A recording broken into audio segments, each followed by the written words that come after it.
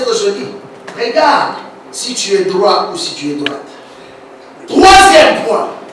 La Bible dit, il craignait Dieu. Proverbe 1, verset 7. Ça, c'est le troisième principe. Il était intègre, il était droit, et en plus de cela, il craignait Dieu. Bien aimé, la crainte de Dieu est devenue une denrée rare à retrouver dans notre temps ici. Où on commence à mixer les choses saintes, les choses sacrées au monde. Où les gens n'ont plus cet engouement, ce zèle de revérer la présence de Dieu. En fait, quand nous parlons de la crainte de Dieu, c'est simplement une forme de révérence, le respect. Parce que des fois, les gens oublient, au-delà du fait que Dieu est amour, la Bible l'appelle aussi un feu dévorant. Les gens oublient cela. Nous parlons souvent d'un Dieu amour. Mais nous oublions qu'à côté de l'amour, c'est un Dieu de justice. Parce que la Bible dit que son trône est assis sur deux choses. Son trône de Dieu Tout-Puissant, Dieu amour. Mais parmi ces deux choses, je parle d'une seule chose qui est la justice. Dieu ne fait exception de personne. Dieu ne va pas me privilégier parce que je te prêche ce matin. Non. Dieu me jugera selon la droiture de mon cœur. Dieu me jugera selon la crainte que j'ai de sa personne. De la même façon pour toi. J'ai dit autrefois qu'il y en a qui vont te dire, fais ce que je te dis, mais ne fais pas ce que je fais. Quand tu entends quelqu'un te dire ça, tu dis, toi et moi, finis la croix. C'est un envoyé du diable. Parce que pour que tu fasses ce que je te dis, tu dois me voir faire la même chose. La quatrième, ou le quatrième et dernier principe, il s'écartait du mal. Intègre, droit, craignant Dieu et s'écarter du mal. Il y a un musicien qui a composé une chanson à l'époque. Il disait ceci: si tu vois le péché sur ton chemin, tu fais quoi? Tu sautes. Si tu vois le péché sur ton chemin, tu sautes. Parce que tu sais que les conséquences qu'il y a toujours derrière le péché, c'est quoi? C'est la mort. Mais t'en fais pas, aujourd'hui ça peut être succulent. Le péché a toujours été succulent. Très succulent même. Mais une chose, les conséquences qui viennent toujours derrière le péché, c'est la mort. Et souvent vous entendrez les gens, ah je ne savais pas. Non, tu savais. Tu as simplement laissé ton cœur aller dans cette direction. Parce que d'une manière ou d'une autre, bien aimé, personne ici ne me dira que Dieu ne lui parle pas. Parce que même quand tu veux faire quelque chose, de fois tu sens ton cœur est triste. Tu vas entendre la voix de Dieu comment? Hé, frère Christian, ne fais pas ça. Non, Dieu ne parlait pas toujours comme ça.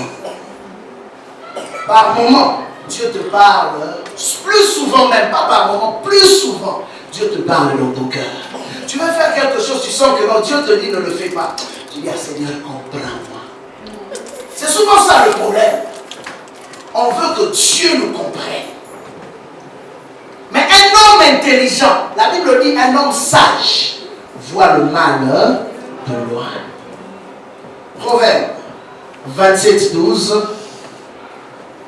Tu prendras aussi Proverbe 10, 13. Et vous savez, un homme qui est capable de se capter du mal, c'est un homme intelligent. La Bible dit que l'insensé, même après avoir vu que là, il y a la mort, il va aller bêtement. Parce qu'il est insensé. Bien, mais quand vous voyez les gens se suicider volontairement, je vais utiliser le mot français là, mais c'est trop. Ok, j'ai dit insensé. Ça semble beaucoup pour toi. La Bible appelle cet homme-là un insensé. Tu sais sais que ce que je fais est mal. Ce que je fais peut détruire ma vie, peut détruire ma destinée. Mais je le fais quand même. Parce que je me dis que j'ai encore le temps. Bien aimé, personne ne peut contrôler son temps. Personne.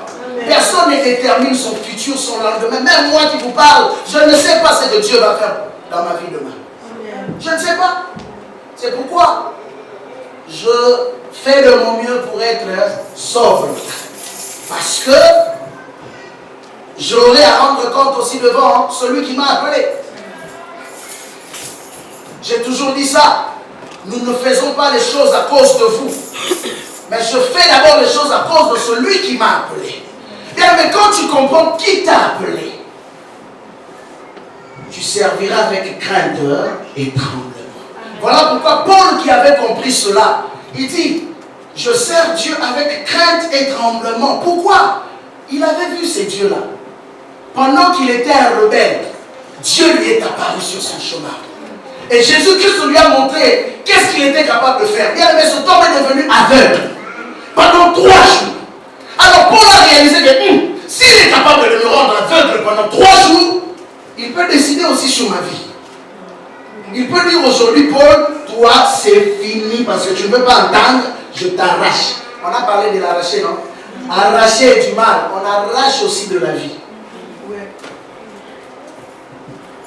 S'écarter du mal. Bien aimé, si tu apprends à appliquer ces 4 principes, tu seras un homme béni, une femme bénie. Si Job a été capable de bouger vers le monde de ténèbres, c'est simplement parce qu'il avait appris à appliquer ces 4 principes dans sa vie. Mais au-delà de cela, je voudrais te dire un autre secret de Job, qui était l'un des secrets le plus percutant de sa vie, qui a fait que ses biens soient bénis. Bien aimé, la Bible dit que Job avait 7 fils. Il avait 7 fils et 3 filles. Et ces gens-là étaient des fêtards. J'aimerais que tu dises avec moi des fêtards. Ils aimaient la fête. Et ils avaient l'habitude de fêter. Bien, mais leur père n'était pas avec eux. Mais leur père s'assurait de leur position spirituelle. Un parent sage, c'est un parent qui s'assure que sa maison est en sécurité. Il leur avait donné tout le bien. Ils avaient 7 maisons.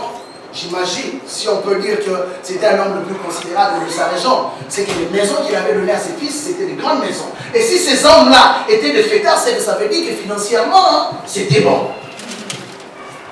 Mais Job avait compris que il faut que je fasse quelque chose pour la destinée de mes enfants. Il faut que je fasse quelque chose pour la sécurité de ma maison. Et c'est la colère de Satan par rapport à Job. Bien aimé, à cette époque-là, si nous rentrons dans le contexte de l'histoire de l'époque, les parents offraient des sacrifices dans les hôtels occultes pour offrir la destinée de leurs enfants, pour offrir leur famille à des divinités. Indirectement, ils le faisaient à qui? À Satan. Mais Job avait décidé de le faire, non pas à Satan, mais à Dieu. Et la Bible dit qu'il prenait chacun de ses enfants, de ses fils, il les purifiait. Et il faisait quoi? Il donnait des offrandes, un holocauste à qui? À l'Éternel. Bien aimé, j'aimerais que tu répètes avec moi. Le plus grand secret de Job, c'était l'offrande. C'est la partie que les gens n'aiment pas trop. Mais vous savez pourquoi? Je vais maintenant t'expliquer pourquoi les gens n'aiment pas cela. Le problème, ce n'est pas les gens. Le problème, c'est Satan qui est derrière les gens. Le problème, ce n'est pas les gens. C'est Satan qui est derrière. Parce que Satan sait que quand un homme prend un engagement de donner à Dieu, il assure sa destinée. Satan le sait. Voilà pourquoi il va mettre toutes les philosophies possibles. Regardez aujourd'hui, tous les grands débats sont autour de quoi? De l'offrande. Mais regardez maintenant les païens. Regardez maintenant les occultistes. Vous allez voir que ces hommes-là donnent sans réfléchir. Pourquoi? Parce que quelque part, ils ont confiance en leur Dieu, leur faux Dieu. Ils ont confiance que notre sacrifice va nous préserver. Ces hommes-là sont capables, même si on lui dit que donne ton fils, ils donnent leur fils sans réfléchir. Comment mon fils, je peux aller l'offrir dans 5 ans? Et demain au deuil aussi, je vais pleurer. On te dit, offre tous les mariages de ta famille, que personne ne se marie dans ta famille. Il y a des gens qui donnent